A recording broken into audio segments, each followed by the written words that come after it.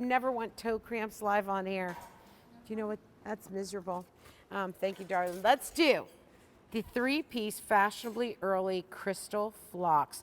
We showed you this at the beginning of the show. It's brand new today. It's on 5 easy payments of $5.54 with free shipping and handling. I'll warn you right now, these are always, always very popular.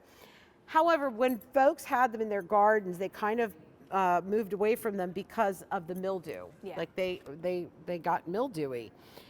What Cottage Farms did, they're bringing you the disease and mildew-free version of this. So it's disease and mildew resistant, I should say.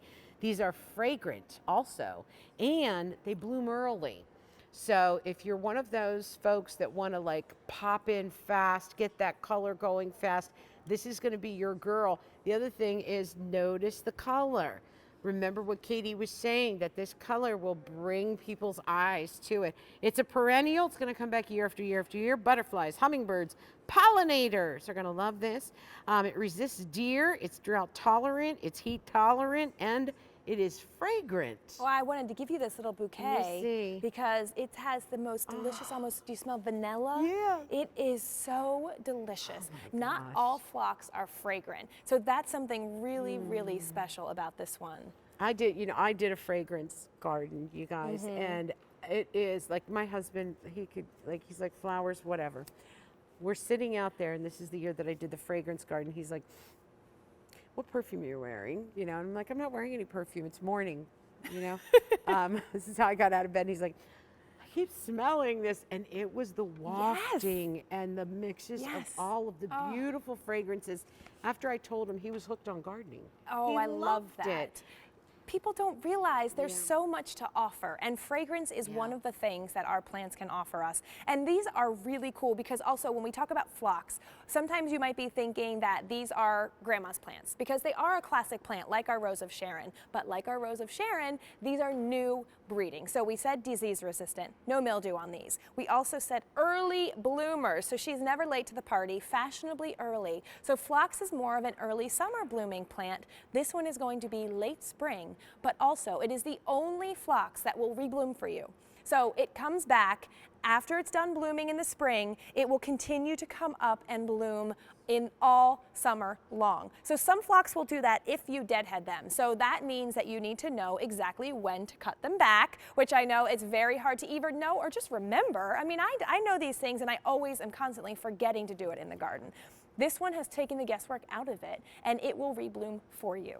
Okay, so I don't even have to worry You about don't have to worry about deadheading. Oh my What gosh. the cool thing that it does is that it will bloom at the first blush, it will bloom about 12 inches tall. And then the new blooms will be taller, and then the new blooms will be taller. Nice. So it gets to be about 30 inches tall, 2 feet by 2 feet, let's say. So I've just got to do this. Let's do it. I'm going to bring one over to the Rose of Sharon just because, and pardon my bare feet, oh dear. Okay, I'm just gonna get past this.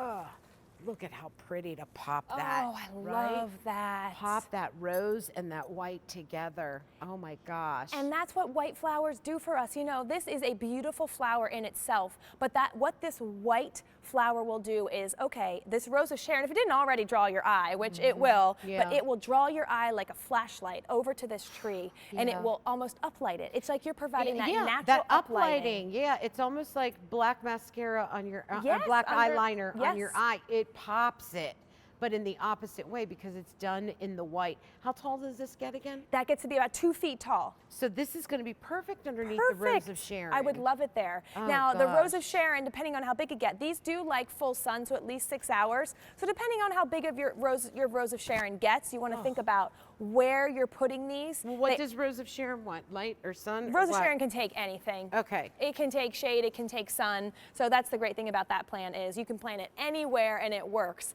These phlox are also similar where they'll take any kind of soil and growing conditions, but they do like full sun. Okay, full sun it is then. It's because they're a pollinator plant. Remember like that little trick? Okay, sun, you said that earlier, and I love that. When you hear pollinator, right, you said when you hear pollinator, it's always full sun. That's right, always full sun. Okay, I'm going to remember that. Listen, this offers us everything. It attracts butterflies, hummingbirds, and the pollinators. It's resistant to deer, drought tolerant, heat tolerant. It's fragrant. It's a perennial, comes back year after year. We've had a couple of items like that in the show. We have. Where they will give you all they've got. Yes. And all you have to do is plant them and That's water right. them in a little bit. Yeah, these are perennials that bloom like annuals. I mean, there are some plants that will do that, that will bloom and bloom and bloom. And the reason we picked this new phlox, this fashionably early phlox, was because it does have that bloom power. Who doesn't want more of these flowers? I mean, they're so beautiful. They're like our Amsonia that we had at the beginning of the show, where I call them little Barbie bouquets, because they're these little flower clusters on top of these tall, sturdy stems, these thick, waxy leaves. They're absolutely beautiful in any garden. I love them in that cottage garden where it's not super traditional and formal. I particularly like that a little bit more wild. I don't like following the rules either, but that's where I love this plant because it does have a little bit more of an air of maybe free, wild, carefree, that phlox, and the fragrance. I mean, when you're talking about... It's really good. I don't even really have to bend over to I know, smell I it. don't either, but I want to get my nose wafting in up. it. I know, we'll really get into it. Oh, how beautiful, you guys, would this be to have at that area where you want to sit and you want to relax, whether it's in the morning, that first morning coffee, or whether it's in the evening with that glass of wine or a beautiful ice cold glass of lemonade, and enjoy your time. Listen, we all work really, really hard. I don't care who you are or what you do. Everybody works hard. Everybody has pressure in their life. Everybody has a family issue with this or that, another thing. So important that we do a little bit of me time, you know, a little bit of conversation time, maybe with a good friend or your sister or, you know, your spouse or your significant other or your kid or your cat, you know.